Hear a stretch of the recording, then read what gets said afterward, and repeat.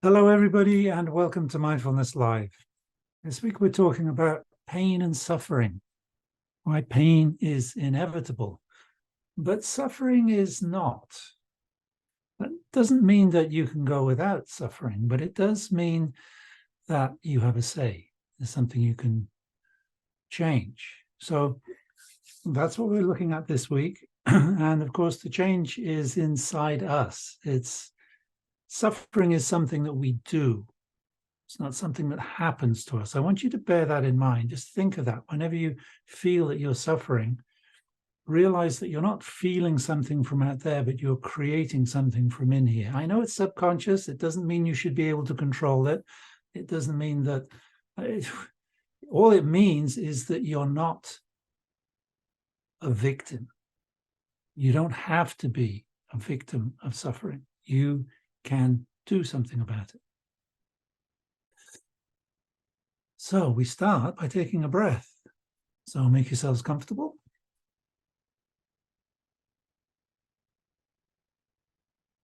Take a nice, long, deep breath. And take 2 or 3. Slow, steady, calming.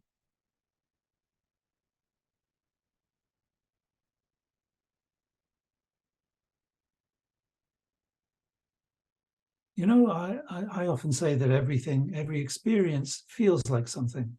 And we also have this saying that a lot of people pick up when they get into spiritual pursuits, that it's all one. Okay. And it sounds sort of naive, but it's also, there's a way in which that's true.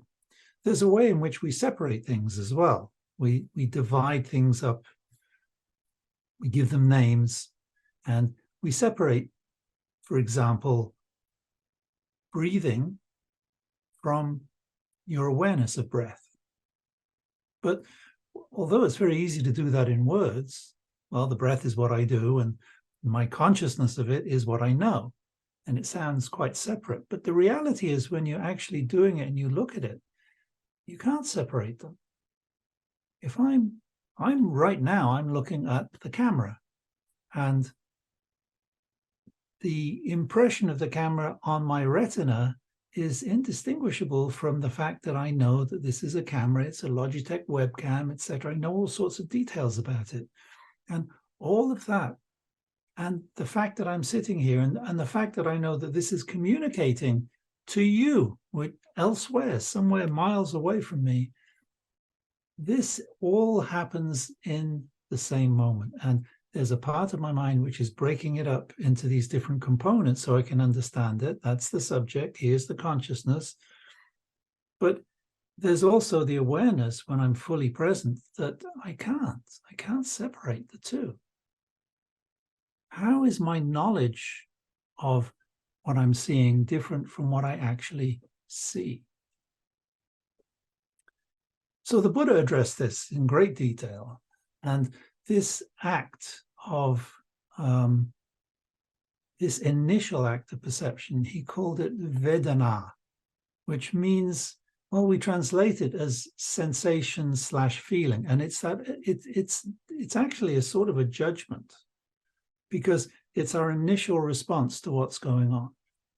So right now, I'm sitting here quietly in this room, but I know I'm talking to you. And so there's a feeling associated with this. Well, feeling of responsibility, a feeling of pleasure, a feeling of familiarity, many feelings, right? As soon as I start talking about them, there are many different feelings, but they're not separate. All of this is happening at once. So what Vedana does is it determines, or it prepares me for my response. It prepares me for the next moment. So this is a good feeling. I lean into it. It's a bad feeling. I try and find an alternative, or I back off, or I try and escape. And in that sense, it's a sort of a judgment, but it's not a mental judgment. It's not a moral judgment. It's an instinctive judgment. This is good. This is bad. And that's when the process of suffering begins. Because when my first experience of whatever it is I'm going through is painful, then my response is, I got to escape. I've got to get out of here. I'm being hurt. I am suffering. So from the very beginning, I see the cause of my suffering as being outside. Something's happening to me. And as long as I'm caught up in that, which is the way things seem to be, as long as I'm stuck in that, I am helpless. If I hate this situation, I can't do anything about it without walking away. I can't actually transform it because it's happening to me. But if I take responsibility for it, which is not just a moral decision, oh, I'll take responsibility for that. It means actually being present, being here, being mindful. That is in itself an act of responsibility. You're taking the time to show up, to be aware. And then you can start to see the ways in which you suffer. So I described the other day that I had an earache and that the pain, which was very vivid, was one thing, but the suffering was something else, because that was, oh my God, what's going on? How long is it going to last? What's it going to do to me? Is my brain going to explode? That thought actually went through my mind because I'm feeling pressure inside. And when I saw that, and it's not easy to see because I was stuck with the pain. But when I got unstuck for just a moment and I was able to say, well, you know, it's just pain. It's a funny thing to say, but when you say it, it's quite remarkable what it does to your perception. There's a slight shift in your perception. It makes it not yours, but something that's happening. And you can take that little step back, and then you see the way in which the pain is one thing, and then all these thoughts, this cascade of worries and anxiety and doom mongering, and just indulging in all the things that could go wrong and setting my mind in that direction and developing that pattern. That is suffering. And we do it for all sorts of good reasons. It's part of our survival mechanism. But we don't have to do it, especially in the world that we've created for ourselves. We have medicine, we have doctors. There are things I can do about it. I can occupy my mind in a productive way of dealing with this situation, as opposed to just feeling completely helpless. So mindfulness brings you that sense of agency and that sense that you can do something about it. Now, what happens exactly? Once you take that step back, you can start to see the process. Well, it's painful, it's unpleasant, it's not good for me, probably. What do I do with this? I feel that something is wrong and I have to do something. And if I'm not doing something useful, then I'll do something not useful, because when we're in this state, we want to do something no matter what it is. We'll do anything. And this is the way in which we jump to conclusions. We go to our patterns. We find a comfortable place, a comfort zone that we feel we can act in. Even if we can't act in any effective way, we can't actually reduce. Well, actually, what we're doing is we're multiplying the pain.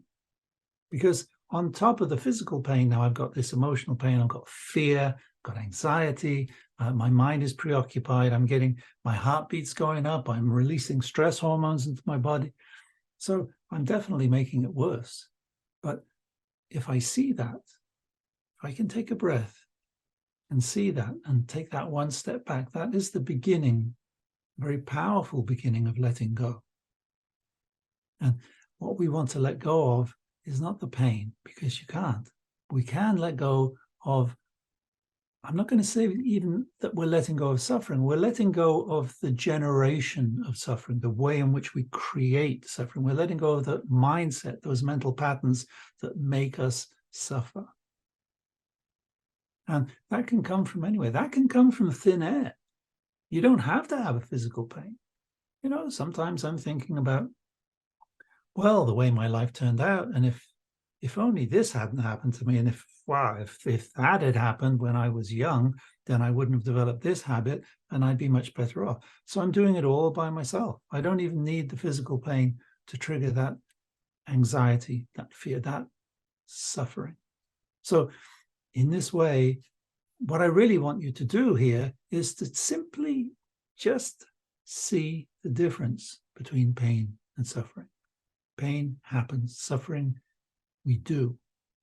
And we generally do it subconsciously, very subconsciously. It's all automatic. That's why it feels so unavoidable. But it's not unavoidable.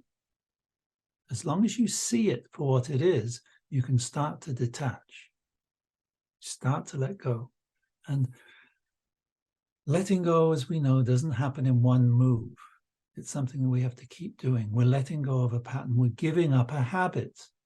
So whatever your habit is, you know, whether it's smoking, which very few of us do anymore, or it could be sweet foods. I like sweets. I was raised in England. The English eat more sugar than any other nation in the world per capita.